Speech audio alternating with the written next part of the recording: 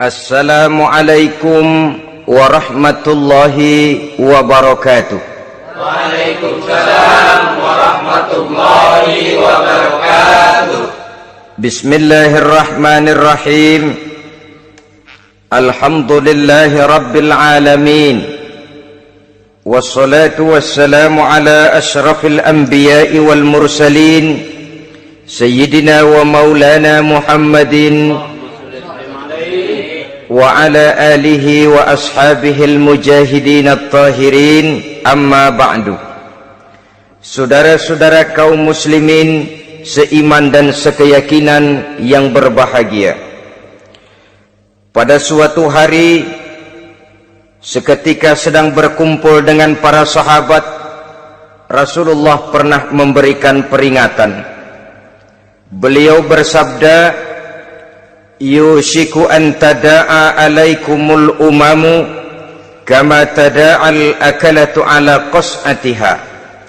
Pada suatu saat nanti akan datang di tengah-tengah kamu, wahai umat Islam, di mana orang-orang lain di sekeliling kamu akan bersatu mengerubungi kamu seperti bersatunya orang-orang mengerubungi makanan di atas meja hidangan. Akan datang satu saat nanti di mana kondisimu dikepung sedemikian rupa, yang barat mau menerkam, yang timur mau menghantam, yang selatan mau menginjak-injak, yang utara pun akan menjelajah. Kondisimu seperti makanan di atas meja hidangan. Sebagian sahabat merasa heran dan terkejut, lalu mereka bertanya, amin qillati nahnu yauma izin ya Rasulullah?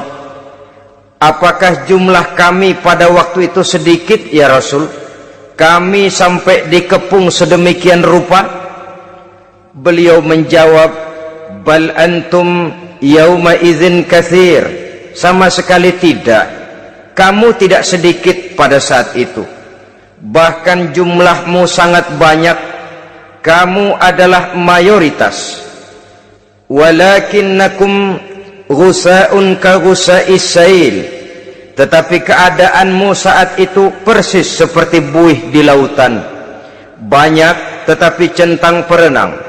Banyak tetapi tidak punya daya dan kekuatan. Banyak tapi dipermainkan gelombang lautan, dihempaskan ke tepian pantai tanpa punya makna dan arti. Kondisimu pada saat itu kuantitas yang tanpa kualitas, sehingga orang lain enak saja mengepung kamu. Akidahmu didangkalkan, dibanjiri dengan peradaban dan kebudayaan yang menjauhkan dari agama. Dari segi maksiat dan munkarat seluruhnya mengepung sampai kita melepaskan nilai-nilai Islam kita ini. Dan celakanya, sambung beliau, wal yanzi'anna fi qulubi aduwikumul mahabata minkum. Akan dicabut kehebatanmu di mata musuh-musuhmu, sehingga pada saat seperti itu orang lain memandangmu umat Islam enteng saja, remeh saja, tidak ada apa-apanya. Sudahlah, pokoknya umat Islam sikat saja. Umat Islam enteng, umat Islam kecil, umat Islam tidak ada apa-apanya. Alangkah ironinya, alangkah menyedihkannya, memilukan dan sekaligus memalukan. Umat yang mayoritas ini dipermainkan oleh yang minoritas. Umat yang jumlahnya terbesar, terbanyak, bahkan konon menurut catatan sampai 90%, tapi dipermainkan oleh mereka kelompok-kelompok kecil ini. Wal yakzifanna fi qulubikumul wahn. Pada saat itu di hatimu dicampakkanlah penyakit wahan. Sahabat kemudian bertanya, wa mal wahnu ya Rasulullah? Apakah penyakit wahan itu ya Rasul? Beliau menjawab, hubbud dunya wa karahiyatul maut. Penyakit wahan itu tidak lain hubbud dunya wa karahiyatul maut. Terlalu cinta kepada dunia dan terlalu takut kepada mati. Materialistis dan takut resiko. Dua penyakit inilah yang menyebabkan walaupun umat ini mayoritas, tapi dipermainkan oleh yang minoritas. Walaupun dia golongan terbesar, tapi nasibnya seperti makanan di atas meja makan. Dari segala macam penjuru mau menghantam dia. Saudara-saudara kaum muslimin yang berbahagia, ini merupakan analisa sosial bahwa pada satu saat nanti akan terjadi di tengah-tengah umat di mana kita dihantam dan diserbu dari segala macam penjuru.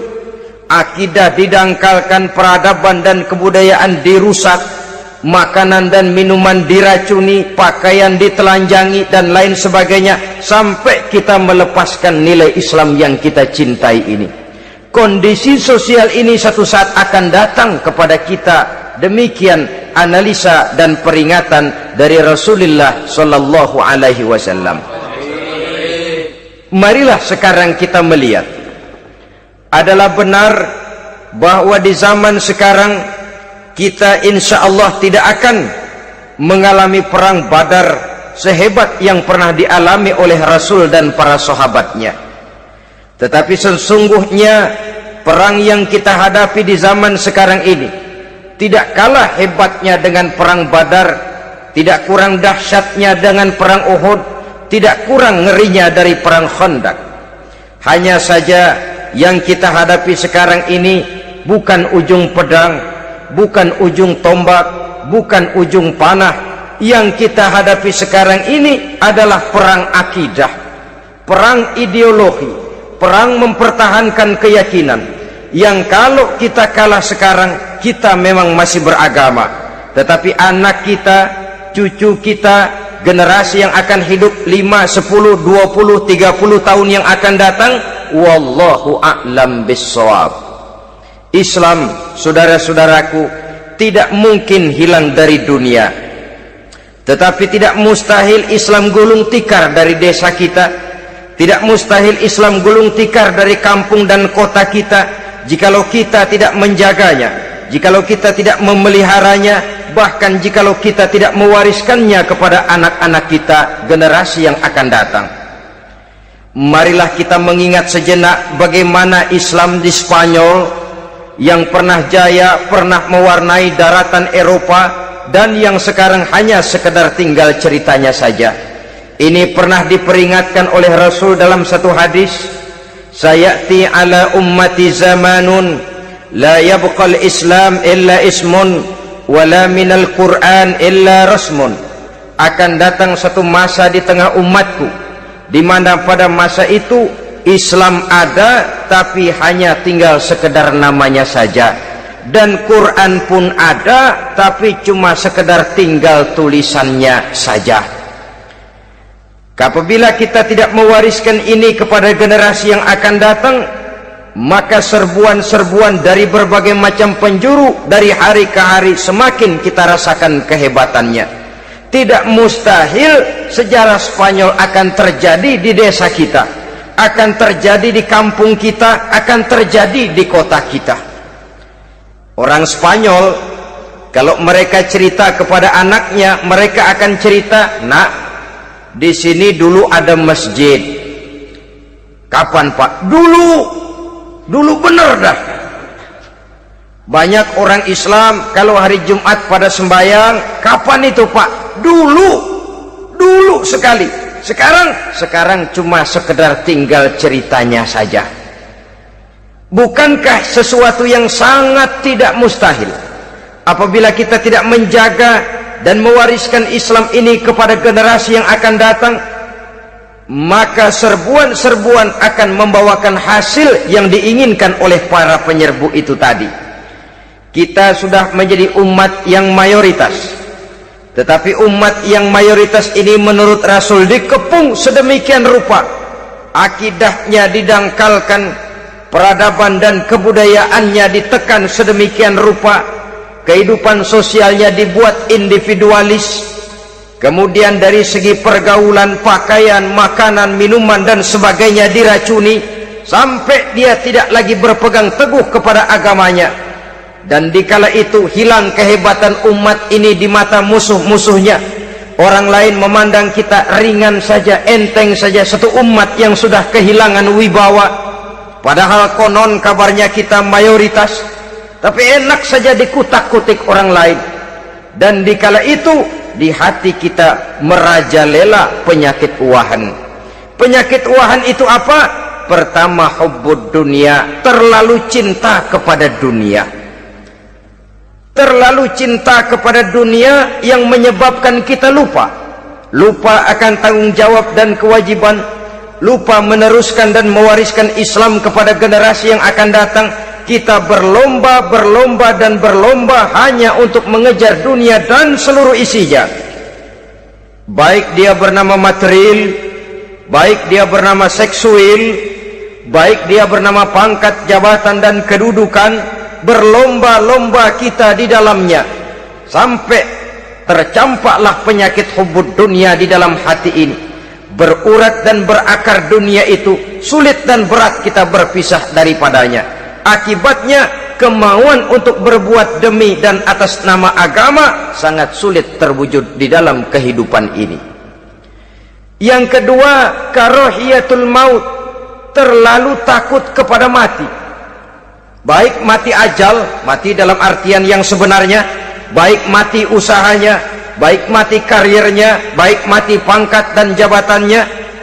Sehingga dengan demikian akibatnya jatuhlah kita menjadi umat yang kehilangan wibawa di mata orang lain. Saudara-saudara kaum muslimin rahimakumullah, saya katakan tadi, perang yang kita hadapi di zaman sekarang adalah perang akidah. Perang menghadapi peradaban dan kebudayaan yang menghancurkan moral daripada anak-anak kita. Perang menghadapi banjirnya maksiat dan munkarat, yang di tengah-tengah itu, di samping berkewajiban menjaga diri dan keluarga, kita pun juga berkewajiban menjaga anak-anak kita, generasi yang akan datang, mengarahkan dan mendidik mereka sesuai dengan yang dikehendaki oleh Allah Subhanahu wa ta'ala. Oleh sebab itu, pada pertemuan kali ini yang akan saya bicarakan ialah bagaimana idealnya seorang muslim lebih dahulu memberikan pendidikan kepada anak-anaknya. Di tengah satu situasi dan kondisi di mana serbuan datang silih berganti melanda dan menghantam umat Islam, kemana anak-anak kita ini harus kita arahkan? Karena kita orang tua mempunyai tanggung jawab. Anak adalah amanah, menyia-nyiakan amanah adalah dosa, dan dosa itu merupakan satu dosa yang besar. Bahkan orang tua bisa saja masuk neraka kalau tidak bertanggung jawab tentang anak-anaknya. Satu riwayat menjelaskan, ada orang soleh, ngajinya cukup, sholatnya cukup, puasanya cukup, zakatnya cukup, di mana ada majelis taklim hadir, baca Quran hobi, fitnah orang tidak pernah. Di akhirat setelah disidang dia ternyata lebih banyak kebaikannya daripada kejahatannya, maka dia pun diperintahkan dan dipersilahkan masuk ke dalam surga. Giliran anaknya disidang, biang okem nih anak. Ditanya, siapa Tuhanmu? Tidak tahu. Siapa nabimu? Ente nyaho. Apa kitabmu? Ora gelem. Kamu pernah sholat? Tidak. Zakat? Tidak. Puasa? Tidak. Judi? Hobi. Zina? Tiap malam. Mabuk? Berat. Wah, brengsek kamu. Kebaikan tidak ada barang sedikit pun, sementara kesalahan dan dosa berlipat ganda. Kamu neraka. Anak ini protes. Benar, saya tidak kenal siapa Tuhan saya. Saya tidak tahu siapa Nabi saya. Saya tidak tahu kitab suci dan kiblat saya. Saya tidak sholat, tidak zakat, tidak puasa. Tiap malam saya judi, saya zina, saya mabuk. Tapi saya kerjakan semua itu karena saya tidak tahu dan orang tua saya tidak pernah memberitahu saya. Dia enak-enakan hadir di majelis taklim, saya nyekek botol, didiemin saja.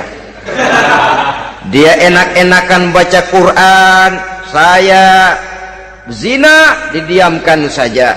Saya bukan tidak mau, orang tua saya sama sekali tidak pernah mendidik saya, dia mau benar sendiri. Maka kalau sekarang saya harus masuk ke dalam neraka, saya menuntut agar orang tua saya ikut sama-sama bergabung dengan saya ke dalam neraka. Gara-gara dia tuh saya jadi begini. Orang tuamu yang mana? Tuh, yang barusan mau ke surga. Ini orang tua yang sudah mau berangkat ke surga dipanggil. Sebentar dulu, Mas. Ini benar anak kamu? Iya, Pak. Waktu di dunia kamu tidak pernah ajarin dia ngaji? Sampai dia tidak kenal Tuhannya, tidak kenal nabinya, tidak kenal kiblat dan kitab sucinya? Iya, Pak. Dia tidak sholat, kamu diamkan saja. Dia tidak puasa, tidak zakat, kamu bersikap masa bodoh. Bahkan dia judi, dia zina, dia mabuk, kamu pun berdiam diri saja. Iya, Pak. Tahukah kamu bahwa anak ini adalah amanah? Menyia-nyiakan amanah artinya khianat, dan khianat adalah dosa yang sangat besar. Kamu tidak bertanggung jawab, maka kamu, anakmu gabung ke dalam neraka. Saudara-saudara kaum muslimin rahimakumullah, itu sebabnya Allah pesan benar-benar, ya ayyuhalladzina amanu qu anfusakum wa ahlikum nara. Hai orang-orang yang beriman, jaga dirimu dan keluargamu, istri, anak, orang-orang yang menjadi tanggung jawab dan kewajiban kita, jaga dan pelihara mereka dari api neraka. Saudara-saudara kaum muslimin, lalu kalau kita orang-orang tua yang hidup di zaman sekarang ini sudah sering beristighfar, mengurut dada, melihat situasi, membaca peta keadaan, konon tantangan yang akan dihadapi oleh anak-anak kita 15, 20, 25 tahun yang akan datang jauh lebih berat dari apa yang kita hadapi sekarang ini. Maka adalah wajar jika kita sebagai orang tua yang cinta kepada agama, cinta kepada anak-anak kita, berpikir untuk mewariskan nilai-nilai yang luhur ini kepada anak-anak kita generasi yang akan datang. Bagaimana pada mulanya kita harus mendidik mereka? Mari kita telusuri apa yang dicontohkan oleh Al-Quranul Karim. Orang-orang tua bijaksana yang diceritakan dalam Al-Quran, kalau sudah berpikir tentang anak-anaknya generasi yang akan datang, pendidikan pertama yang diberikan kepada anaknya ternyata adalah persoalan akidah. Nabi Ibrahim, pertanyaan yang paling merisaukan beliau buat anak cucunya ialah, ma ta'buduna min ba'di. Saudara bisa lihat surah Al-Baqarah ayat 133. Anak-anakku, kalau pada satu saat nanti aku, ayahmu ini sudah tidak ada lagi, meninggalkan kamu semua, meninggalkan kehidupan dunia ini, ma ta'buduna min ba'di, apa yang akan kamu sembah nak kalau ayah sudah tidak ada lagi? Jikalau ayahmu sekarang masih rajin ke masjid, melakukan rukuk dan sujud, i'tikaf dan membaca Quran, kalau satu saat ayahmu meninggalkan dunia ini, masihkah engkau mau ke dalam masjid? Masihkah engkau rukuk dan sujud? Masihkah engkau i'tikaf? Ma ta'buduna min ba'di, apa yang akan kamu sembah kalau aku ayahmu tidak ada lagi nak? Ditanamkan bukan hanya keyakinan bertauhid, sekaligus juga menyembah kepada Allah yang kita yakinkan dengan tauhid itu tadi. Bukankah berbeda dengan kita kebanyakan orang tua sekarang? Kita tidak pernah berpikir ma ta'buduna min ba'di, kalau bapak tidak ada kamu nyembah apa nak? Kita orang tua sekarang pagi-pagi malah berpikir ma ta'kuluna min ba'di, kalau bapak enggak ada kamu nanti makan apa nak? Bukan nyembah apa yang kita pertanyakan, bukan nyembah apa yang kita khawatirkan, makan apa nak? Maka yang dicari lalu sekolah-sekolah yang bonafit, yang tidak peduli apakah itu merusak imannya, mematikan akidahnya, menghancurkan keyakinannya. Yang penting ada jaminan hari depan bisa dapat lapangan kerja. Akibatnya berduyun-duyun orang-orang tua muslim menyekolahkan anaknya di sekolah-sekolah yang bukan Islam, yang nyata-nyata membahayakan akidahnya, dididik dengan kultur dan budaya yang bertentangan dengan nilai-nilai agamanya. Bukankah ini berarti merelakan anak untuk dikafirkan? Bukankah ini artinya menyerahkan anak untuk ditulis menurut selera para pendidik yang tidak sesuai dengan nilai akidah yang dimilikinya? Mengapa kita tidak berpikir seperti Nabi Ibrahim yang sebelum memberikan pendidikan kecerdasan, sebelum pendidikan matematika, IPS, PSPB dan disiplin ilmu lainnya, yang pertama ditanamkan, ma ta'buduna min ba'di, kalau ayahmu tidak ada, kamu menyembah apa nak? Menyembah Allah, apa nanti malah menyembah harta? Menyembah Allah, apa nanti malah mendewa-dewakan pangkat dan jabatan? Menyembah Allah, apa malah nanti menyembah alam? Itu yang dikhawatirkan Nabi Ibrahim kepada generasi yang akan datang. Dan itu saudara-saudara yang seharusnya mengkhawatirkan kita kepada anak-anak kita, generasi yang akan datang. Lihatlah serbuan akidah di zaman sekarang ini. Dimanfaatkan kemiskinan kita umat Islam. Diberikan kita tawaran berupa beras, pakaian, obat-obatan, kalau perlu beasiswa, asal bisa melepaskan keislaman kita ini. Bertahap, sedikit demi sedikit, step by step, shibran bi shibrin, wazira'an bi zira'in. Dan harus saya ingatkan, orang di zaman sekarang tidak mungkin menghantam Islam secara frontal. Tidak mungkin menghantam Islam terang-terangan, apalagi mengerahkan satuan militer. Tidak. Orang berhitung bagaimanapun kondisi dan kualitasnya umat Islam, mereka masih punya satu modal penting, fanatisme agama.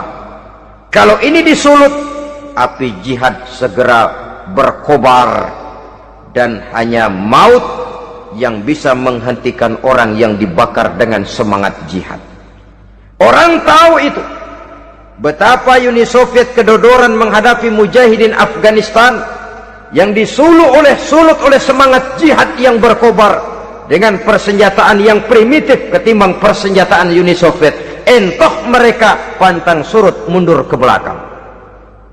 Jadi jangan mimpi bahwa orang mau menghantam Islam ini dengan melarang pengajian, meruntuhkan masjid, menyegel pondok pesantren. Tidak. Melarang orang sholat. Tidak. Kalau perlu masjid diperbanyak, musola diperbesar. Tapi bikin itu masjid seperti museum, besar, megah, mercusuar, tapi bikin seperti museum, tempat orang kagum, tempat orang memuji, tapi sunyi dari nilai-nilai ibadah. Saudara-saudara kaum muslimin, untuk sampai kepada penghantaman akidah, jalan yang paling mudah dirintis sekarang ini secara bertahap dan sistematis, memisahkan umat Islam dari Islamnya. Biarkan mereka bernama muslim, biarkan di atas kartu penduduknya tertulis agama Islam, tapi tanamkan budaya-budaya yang menyebabkan cara bergaul mereka, cara berumah tangga mereka, cara bertetangga mereka, sampai kepada cara mereka berpakaian, cara mereka bergaul, cara mereka makan dan minum, cara mereka mendidik dan menyekolahkan anak, sama sekali tidak lagi mencerminkan nilai-nilai yang islami. Itu sudah satu usaha yang paling praktis, memisahkan umat Islam dengan Islamnya. Kalau sadarlah kita ke arah ini usaha orang di zaman sekarang, maka yang harus pertama kita tanamkan kepada anak-anak kita, didik mereka dengan jiwa tauhid yang mengkristal di dalam batinnya, meresap sampai ke tulang sumsumnya, yang tidak akan sampai pun nyawa berpisah dari badannya, akidah itu tidak akan berpisah dari hatinya. Bahkan dia sanggup dengan tegar berkata, lebih baik saya melarat karena mempertahankan iman daripada hidup mewah dengan menjual akidah. Satu khittah, satu garis kehidupan yang perlu kita wariskan kepada anak-anak kita, generasi yang akan datang. Dahulu ada satu tradisi, saudara-saudara. Kalau anak gadis kita dilamar orang lalu bertanya, anakmu mau ngelamar gadis saya, apa sudah khatam Quran berapa kali? Apa sudah bisa baca kitab macam-macam dan lain sebagainya? Sehingga lahirlah satu kebanggaan. Apapun motifnya, tapi pertanyaan semacam ini zaman sekarang sudah langka. Paling-paling yang ditanya kalau anaknya dilamar orang, anakmu kerja di mana? Gajinya sebulan berapa? Kendaraannya bebek apa soang apa-apa. Itu yang kita pertanyakan, berkisar di seputar materi, kerja, job, status sosial dan lain sebagainya. Perkara bisa baca Quran atau tidak, nomor 18. Perkara sembahyangnya rajin apa tidak, nomor 36. Saudara hadirin, akibatnya terjadi pergeseran nilai. Maka mendidik anak menurut tuntunan Quran adalah seperti yang diberikan contoh oleh Luqmanul Hakim, yang diceritakan dalam surah Luqman mulai ayat 11 dan selanjutnya. Apa pendidikan pertama yang harus kita berikan kepada anak? Pertama, ya bunayya la tusyrik billah. Wahai anakku, jangan sekali-kali engkau menyekutukan Allah. Nak, jaga tauhid, pelihara iman, mantapkan akidah. Ini dasar yang pertama. Belum lagi anak mengenal berbagai macam disiplin ilmu, yang pertama ditanamkan tauhid. Ini yang mendasari kehidupan. Ini yang akan mewarnai dan menjadi warna dari kepribadian seseorang. Sentuhan jiwa tauhid di dalam diri si anak. Belum lagi sempat dia kenal yang lain. Yang pertama yang kita tanamkan, kita wariskan, kita berikan, la tusyrik billah. Jangan sekali-kali menyekutukan Allah. Nah, kalau ini sudah tertanam, ini sudah merupakan satu fondasi yang kuat. Selebihnya nanti tinggal melihat bakat si anak, kemana dia harus dididik ini. Yang terpenting nilai iman lebih dahulu tanamkan. Dan untuk menghancurkan nilai keimanan, saudara-saudara, saya katakan, ingatkan kepada hadis di awal tadi, dikepung kita dari berbagai macam penjuru agar bila bisa melepaskan nilai-nilai iman dan keyakinan. Proses pendangkalan akidah, ditanamkan keraguan kepada agama, ditanamkan rasa malu beragama, sholat malu, baca Quran malu, berangkat ke masjid malu, pakai jilbab malu. Ditanamkan rasa malu beragama, sehingga bertahap sedikit demi sedikit kita mulai berpisah dengan kehidupan beragama. Ditanamkan hal yang sedemikian rupa dari berbagai macam penjuru. Dihantam akidah, akidah kuat, dihantam dari segi peradaban dan kebudayaan. Diperbanyaklah peradaban dan kebudayaan yang bukan mendekatkan kita dengan agama, malah mendekatkan kita dengan neraka. Menjauhkan kita dari agama, menjauhkan kita dari nilai-nilai luhur yang diwariskan oleh orang-orang tua kita terdahulu. Adalah kewajiban kita yang pertama, mendidik anak, menanamkan roh, jiwa dan semangat tauhid di dalam diri mereka. Saudara-saudara kaum muslimin rahimakumullah, kenapa kita lebih dahulukan menanamkan jiwa, roh dan semangat tauhid ini kepada anak-anak kita? Pertama, kita tidak hanya ingin sekedar mempunyai anak yang pintar, tetapi lebih daripada itu kita pun ingin mempunyai anak yang benar. Segala macam disiplin ilmu, segala macam bentuk penalaran ilmiah dan pengisian intelektualitas manusia mungkin di satu sisi akan membuat dia pintar, tapi di sisi lain belum tentu akan membuat dia benar. Nabi pernah memberikan peringatan, man izdada ilman wa lam yazdad huda lam yazdad minallahi illa bu'da. Orang yang hanya bertambah ilmu pengetahuannya tapi tidak bertambah hidayah dari Allah, tidak makin mantap keimanannya, maka seluruh nilai-nilai ilmunya hanya akan menjauhkan dia dari Allah Subhanahu wa ta'ala.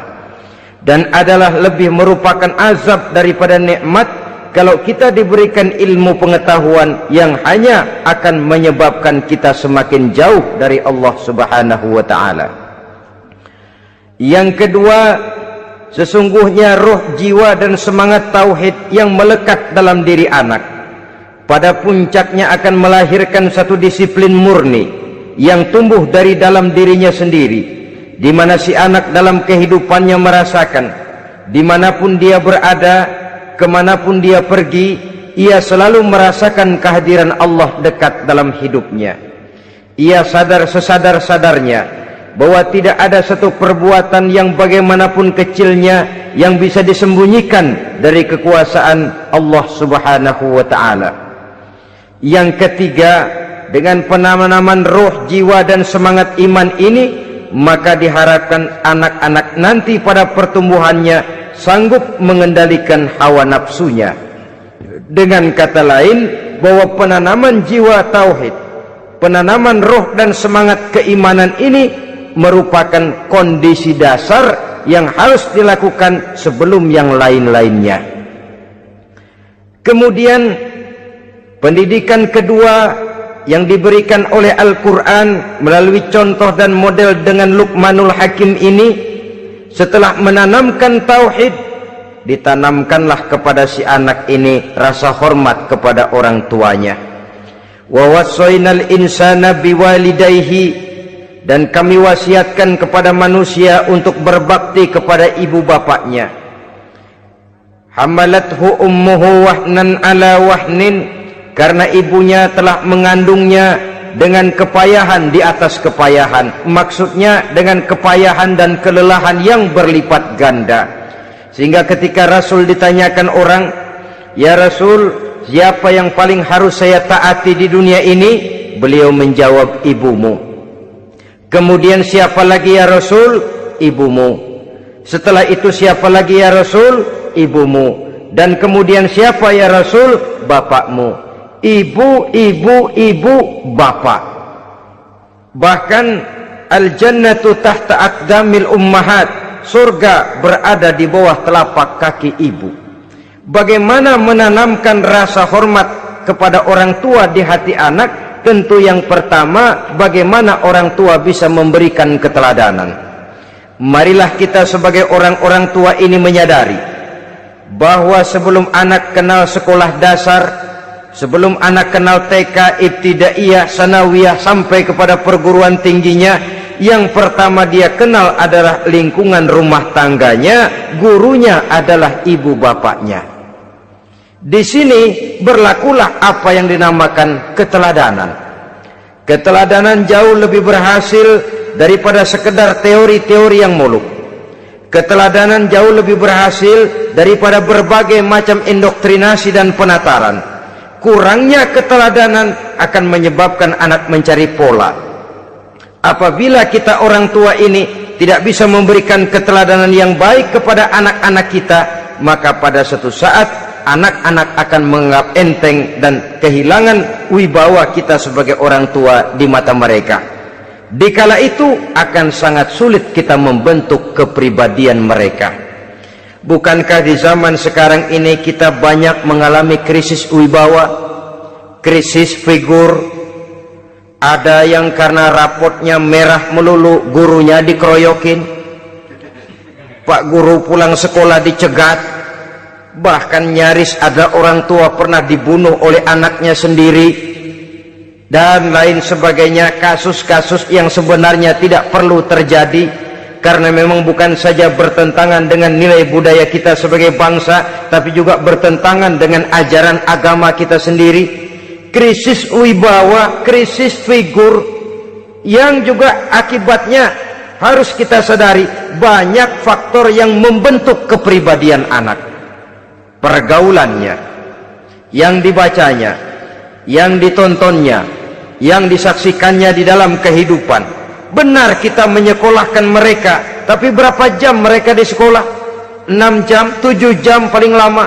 Sedangkan mereka hidup satu hari satu malam 24 jam. Kalau cuma 7 jam di sekolah, ini berarti lebih banyak dia di luar sekolah. Dan di luar sekolah itu artinya ya rumah tangganya, ya temannya, ya lingkungan di mana dia tinggal, yang seluruhnya sangat besar pengaruhnya dalam ikut membentuk kepribadian anak-anak kita. Saya katakan tadi, di samping kita menghadapi perang akidah, kita pun berhadapan di dalam perang menghadapi peradaban dan kebudayaan yang bukan saja menjauhkan kita dari agama, tetapi sanggup menghancurkan moral daripada anak-anak kita.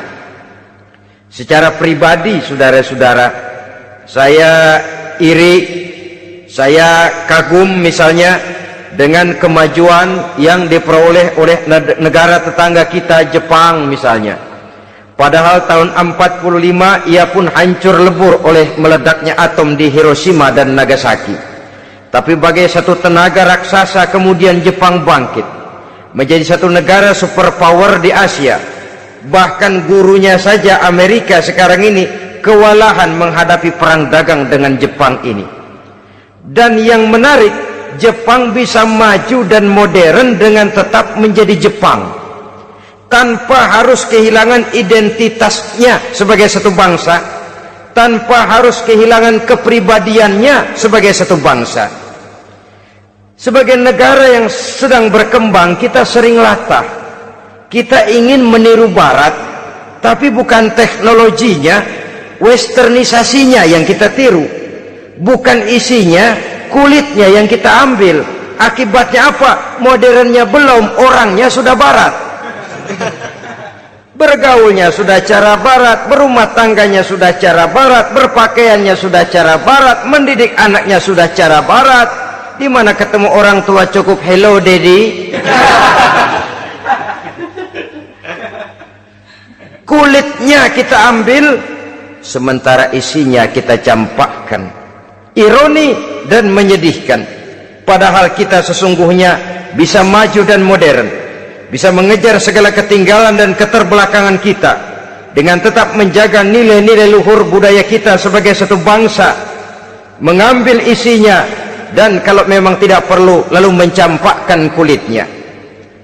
Pengaruh peradaban dan kebudayaan yang menghancurkan moral daripada anak-anak kita oleh pesatnya arus teknologi, oleh pesatnya arus komunikasi, di mana hal-hal yang terjadi di belahan dunia lain dapat kita saksikan hari ini juga melalui layar televisi. Yang terjadi di Amerika, di Eropa, di Afrika, di ujung dunia yang paling ujung sekalipun, di ujung dunia yang paling ujung, hari ini kejadian, hari ini sudah bisa kita saksikan. Pesatnya arus komunikasi, kalau jatuh ke tangan anak-anak kita yang belum mempunyai filter, daya saring positif, akan dicerna oleh mereka tanpa memilah dan memilih. Akibatnya orang kampung bilang kelolodan. Makan nggak dikunyah lagi. Tentu saja akhirnya kelolodan, dan kalau sudah kelolodan menyusahkan kita seluruhnya. Oleh karena itu budaya menghormati orang tua perlu dijaga, perlu dipelihara dan diwariskan kepada anak-anak kita. Tali silaturahmi sehingga ada respeknya kepada orang tuanya. Jangan bapaknya dianggap CS, ibunya dianggap CS, kakeknya dianggap CS. Hilang rasa respek, hilang rasa menghormati. Sementara orang tua sendiri tidak bisa memberikan keteladanan, kurang mendapat perhatian dan lain sebagainya. Apalagi kalau baik ibu maupun bapak adalah orang-orang karier yang setiap hari sibuk menghadapi tugas masing-masing. Bapak sibuk rapat, pindah kantor sana kantor sini, ibu sibuk arisan, besarlah anak-anak di tangan pembantu dan lain sebagainya, sehingga dia merasa kurang mendapat perhatian, dan ini akan ikut membentuk warna dari kepribadian yang dimilikinya. Sampai kepada pelosok-pelosok desa, jaringan televisi memang menguntungkan, Tapi kalau sudah sampai kepada menayangkan budaya-budaya yang tidak sesuai dengan pola di mana mereka tinggal, pola lingkungannya, dan ingin mereka terapkan dalam kehidupan, ironi dan menyedihkan. Maka sering dikatakan, jikalau ABRI masuk desa, rakyat beruntung. Jikalau listrik masuk desa, rumah jadi terang. Jikalau koran masuk desa, rakyat jadi cerdas. Jikalau hakim masuk desa, rakyat lalu sadar hukum. Tapi jikalau maksiat dan munkarat masuk desa, minuman keras masuk desa, judi masuk desa, pelacuran masuk desa, rakyat tentu kiamat. Dan kita harus punya budaya untuk memilah dan memilih, mempunyai filter untuk jadi daya saring positif. Oleh karena itu, saudara-saudara, tahap kedua setelah menanamkan jiwa tauhid kepada anak, tanamkan rasa hormat kepada orang tuanya. Orang tua itu ibu bapaknya, orang tua itu guru-gurunya yang mengajarkan dia, atau yang dianggap tua yang lebih senior dari dia. Karena tidak ada satu peradaban yang berdiri sendiri. Bagaimanapun maju dan modernnya kita sekarang, tentu merupakan mata rantai yang berkaitan dari generasi terdahulu. Ini yang kedua. Setelah tauhid, berbakti kepada ibu dan bapak. Tidak ada satu kebahagiaan yang bisa ditegakkan di dunia ini tanpa doa, tanpa restu daripada ibu dan bapak. Ini keramat hidup. Doanya dikabul Allah dan kutuknya juga dikabul oleh Allah Subhanahu wa ta'ala. Jadi mendidik anak setelah menanamkan jiwa tauhid, menanamkan rasa hormat dan taat berbakti kepada ibu bapaknya. Itu yang kedua. Kemudian yang ketiga, melalui model Luqman, Quran mendorong kita untuk mendidik anak, menanamkan etika otonom. Apa itu? Ya bunayya innaha in takum mithqala habbatin min khardalin fatakun fi sakhratin aw fis samawati aw fil ardi ya'ti biha Allah. Wahai anakku, sesungguhnya kalau ada satu kebaikan yang kamu kerjakan, kecil, tidak nampak oleh pandangan mata yang zahir, yang kecil itu tersembunyi di puncak langit, di dasar bumi yang paling dalam, atau di tengah batu hitam sekalipun, Allah pasti mengetahuinya dan pasti akan memberikan balasan yang seadil-adilnya. Pendidikan apa ini? Pendidikan moral, menanamkan etika otonom. Nah, kau berbuat baik jangan karena dilihat orang. Kau tidak mau melakukan kejahatan jangan cuma karena ada polisi. Kalau ada polisi kau tidak mau jahat, kucing juga begitu. Coba lihat kucing, taruh ikan asin di piring kaleng, tongkrongin, aduh kucing kalem, sopan, tenang. Sedikit kita lengah, habis ikan digarap. Tapi ditanamkan satu kesadaran, kemanapun kau pergi, nak, apapun yang kau kerjakan, tersembunyi di tengah batu, di dasar bumi, di puncak langit, Allah pasti tahu. Dalam bahasa yang ringan, nak, kita ini diawasi oleh dua hiperkomputer yang maha sensitif, produksi langit, mereknya Rokib dan Atid. Itu komputer yang sangat peka dan sensitif. Jangankan kita berbuat, kita berniat baik saja, komputer sudah nyatat sendiri. Inilah yang orang sekarang namakan waskat, nah, pengawasan malaikat. Kalau hidup sudah merasa diawasi oleh malaikat, waskat berhasil. Tapi kalau waskat sudah diawasi malah nekat, itu yang gagal. Atau yang diawasi dan yang mengawasi sama-sama sepakat, nah, itu juga bisa cincai. Saudara-saudara kaum muslimin rahimakumullah, waskat dalam pengertian kita muslim, bagaimana hidup ini merasakan diawasi oleh malaikat. Intelektualitas yang tinggi sekalipun, IQ yang nilainya plus sekalipun, disiplin ilmu yang bagaimanapun banyak yang memenuhi benak kita, tanpa diiringi oleh etika otonom, orang sering mencari celah dan kesempatan. mencari celah dan kesempatan. Tapi kalau sudah merasa kemanapun saya pergi, dimanapun saya berada, kebaikan bagaimanapun sekecilnya saya lakukan, toh Allah pasti akan memberikan balasan. In khairan fa khairun, wa in syarran fa syarrun. Jikalau baik, baik balasan yang kita terima. Jikalau jahat, jahat kejahatan yang kita terima. Kalau sudah ke arah ini kita berpikir, maka sesungguhnya kalau kita berbuat baik kepada orang lain, hakikatnya kita sudah berbuat baik kepada diri kita sendiri. Lalu tidak ada merasa rugi berbuat baik kepada orang, karena manakala dia melakukan kebaikan kepada orang lain, artinya dia sudah berbuat baik untuk dirinya sendiri. Jadi setelah tauhid, kemudian berbakti kepada ibu bapak, yang ketiga baru pendidikan tentang akhlak, tentang moral. Pola ini yang sering terlupakan oleh kita, bahwa bagi kita itu pendidikan tidak lain upaya mencerdaskan otak anak. Jangan sampai sebab ini kelihatannya pembangunan makin maju, persaingan hidup makin tajam, tensi ekonomi semakin tinggi, sementara jumlah tenaga kerja dengan lapangan kerja yang tersedia jauh dari mencukupi. Jikalau tidak membekali anak dengan pendidikan yang menunjang lapangan pekerjaan, orang tua khawatir, takut sekali anaknya jadi gelandangan. Dikhawatirkannya kehidupan dunia ini, sementara dia lupa kalau anaknya bisa jadi gelandangan di akhirat. Padahal selama-lamanya gelandangan di dunia paling seumur manusia itu 60 tahun, 70 tahun lah umur orang sekarang. 70 itu sudah luar biasa itu. Tapi kalau harus menggelandang di akhirat, menjadi gelandangan di akhirat, alangkah menyedihkannya. Apakah akan kita korbankan satu kehidupan yang langgeng, abadi, cuma karena tertipu oleh fata morgana dan kamuflase? Kita korbankan yang sedikit, kita korbankan yang besar karena kita memilih yang sedikit. Dalam bahasa Al-Quran memang pernah diceritakan hidup ini hakikatnya perlombaan, saudara-saudara. Perlombaan. Dan di dalam perlombaan itu ada yang menang, ada yang kalah.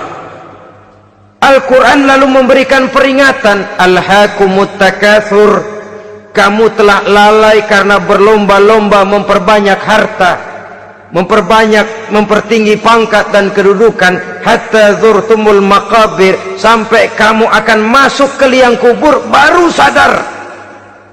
Apalagi kalau nafas sudah sampai di tenggorokan. Persis Fir'aun sudah tenggelam di lautan merah, mau mampus, baru dalam sekaratnya amantu bi Rabbi Musa wa Harun, kalau begini caranya saya juga percaya kepada Tuhan Musa dan Harun, percaya kepada Allah. Sudah mau mati baru amantu bi Rabbi Musa, kami percaya kepada Tuhan Nabi Musa, kata Fir'aun. Malaikat maut kesal benar, dilelepin terus di laut, mampus terus sekalian. Hidup ini memang kita berlomba, berlomba dengan waktu, berlomba dengan umur, berlomba dengan tenaga, berlomba dengan tetangga. Yang jangankan kita sampai mundur, berhenti saja sejenak, kita akan ditinggalkan oleh yang lain. Tiada kata mundur, bahkan tiada kata berhenti. Sekali kita melangkah, melangkahlah terus. Tapi berlombalah seperti yang dikehendaki Quran, fastabiqul khairat, berlomba-lombalah di dalam kebajikan. Jangan berlomba-lomba di dalam kemaksiatan, kemunkaran, kejahatan. Berlombalah dalam urusan kebaikan. Saudara-saudara kaum muslimin rahimakumullah, tauhid, berbakti kepada ibu bapak, kemudian pendidikan tentang moral.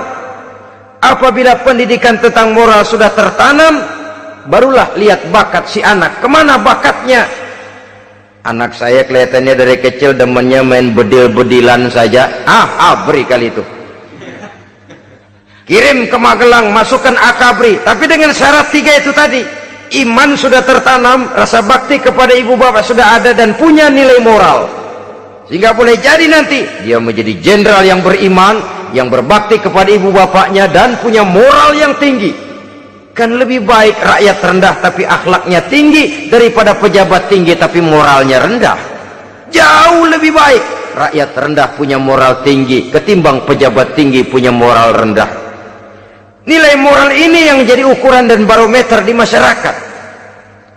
Yang ini yang sering kita lupakan, bahwa kehancuran satu bangsa dimanapun di dunia ini selalu dimulai dengan kehancuran moral daripada bangsa itu sendiri. Sekarang membina nilai moral ini berat.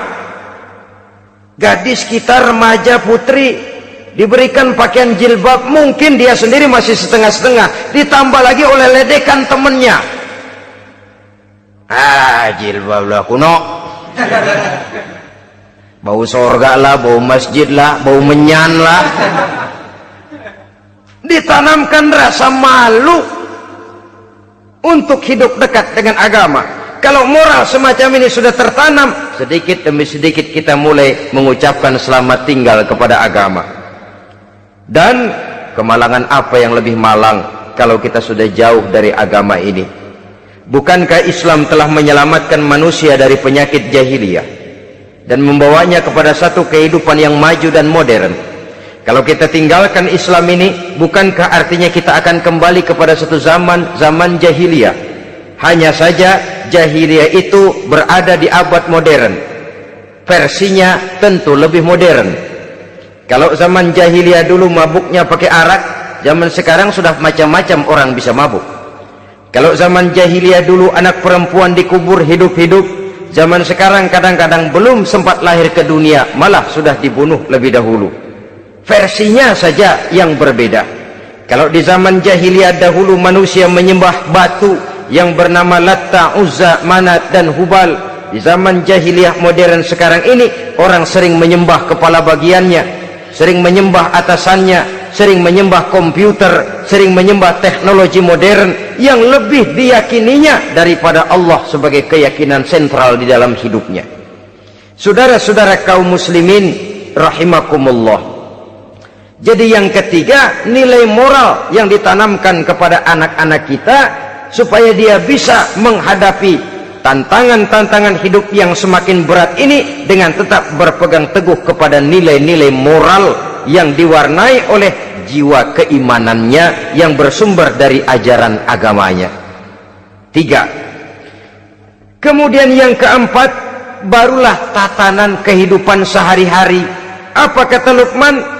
Ya bunayya aqimis shalah. Setelah bertauhid, berbakti kepada ibu bapak, punya nilai moral. Ya bunayya aqimis shalah, nak dirikan solat.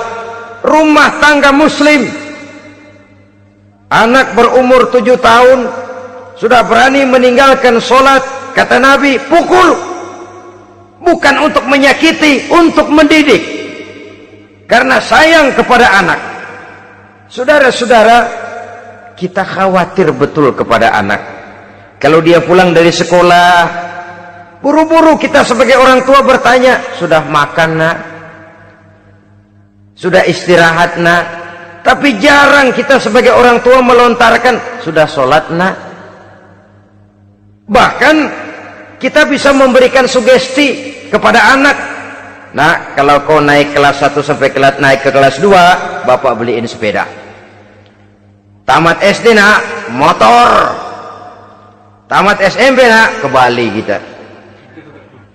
Tamat SMA nak, Singapura.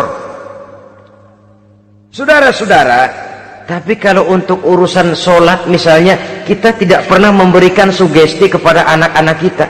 Nak, kalau kau hafal Fatihah lengkap dengan artinya, bapak beliin sepatu. Nak, kalau kau bisa sholat dengan baik, cukup syarat rukunnya, bapak beliin sepeda.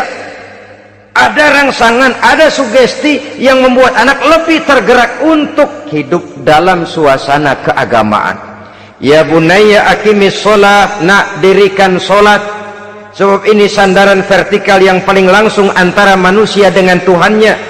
Menyadari bahwa sepanjang yang bisa dilakukan oleh manusia hanyalah berusaha dan berusaha, dan kepastian sepenuhnya ada di tangan Allah. Dengan solat kepribadianmu diperteguh, dengan solat sandaran vertikalmu kepada Allah diperkuat, dan pada waktunya nanti Al-Quran memberikan bimbingan, hendaklah minta tolong kepada Allah dengan sabar dan tetap mendirikan solat. Ya bunayya aqimis sholat. Setelah itu wa'mur bil ma'rufi wanha 'anil munkar. Tegaklah membina yang ma'ruf, tegaklah mencegah yang munkar. Ini sikap hidup sudah. Solat tadi tugas hidup. Lalu sikap hidup tampil di tengah masyarakat, membina yang ma'ruf, mencegah yang munkar sesuai dengan kesanggupan masing-masing. Bukankah setiap kita kepingin punya anak yang bermanfaat, setidaknya bagi keluarganya, syukur kalau bisa bagi lingkungannya, bagi masyarakat, bangsa dan negaranya. Dan satu di antara tanda orang yang bermanfaat, kalau dia bisa hidup menjadi penganjur yang ma'ruf dan pencegah yang munkar. Dan itu kalau tidak ada hidayah, sulit orang mau melaksanakan itu. Sebab apa? Ada kecenderungan belakangan ini di mana agama dianggap urusan pribadi. Sehingga orang lalu sering bilang, jangan bawa-bawa agama dah, itu kan bukan urusan agama. Ini sudah ciri berpikirnya sekuler. Jangan bawa-bawa agama. Agama urusan pribadi, artinya orang mau sholat mau enggak jangan bilang apa-apa dah, urusan dia sendirian. Dia mau puasa dia enggak, merdeka saja, urusan pribadi. Agama bukan persoalan pribadi. Apalagi jika sudah menyangkut amar ma'ruf dan nahi munkar, siap menegakkan yang baik, mencegah yang munkar, untuk tegaknya satu masyarakat yang diwarnai oleh kebaikan dan terhindar dari segala macam kejahatan. Dan terus ayat-ayat selanjutnya mencerminkan sikap hidup. Namun yang intinya, cara mendidik anak yang baik yang dicontohkan oleh Al-Quran dengan Luqmanul Hakim sebagai model. Pertama, tanamkan tauhid. Yang kedua, tanamkan rasa hormat dan berbakti kepada ibu bapaknya. Yang ketiga, tanamkan moral, nilai akhlak yang tinggi. Setelah itu yang keempat, biasakan hidup dalam suasana keagamaan. Kontrollah sholatnya, kontrollah baca Qur'annya, kontrollah puasanya di bulan Ramadan. Ajaklah anak-anak sholat berjamaah, sehingga dengan demikian dia terbiasa oleh satu suasana yang mendekatkan dia dengan nilai agamanya. Dari sana diharapkan nilai-nilai ilmu yang didapatnya dari bangku sekolah akan menciptakan keseimbangan dengan yang ditanamkan oleh orang tuanya dalam bentuk yang dijelaskan oleh surah Luqman itu tadi. Sehingga apabila keseimbangan ini terwujud, akan menjalin keseimbangan dalam pola berpikir, dan keseimbangan dalam pola berpikir akan melahirkan keseimbangan dalam perbuatannya. Terwujudlah kita harapkan insan yang fid dunya hasanah wa fil akhirati hasanah. Inilah harapan kita semua. Mudah-mudahan Allah memberikan kekuatan kepada kita untuk mewariskan nilai-nilai yang baik kepada generasi yang akan datang, sehingga esok harus lebih baik daripada hari ini, dan lusa harus lebih baik daripada hari esok. Terima kasih atas perhatian saudara. Mohon maaf atas segala kekurangan. Usikum wa nafsi bitaqwallah. Wassalamualaikum warahmatullahi wabarakatuh. Waalaikumsalam warahmatullahi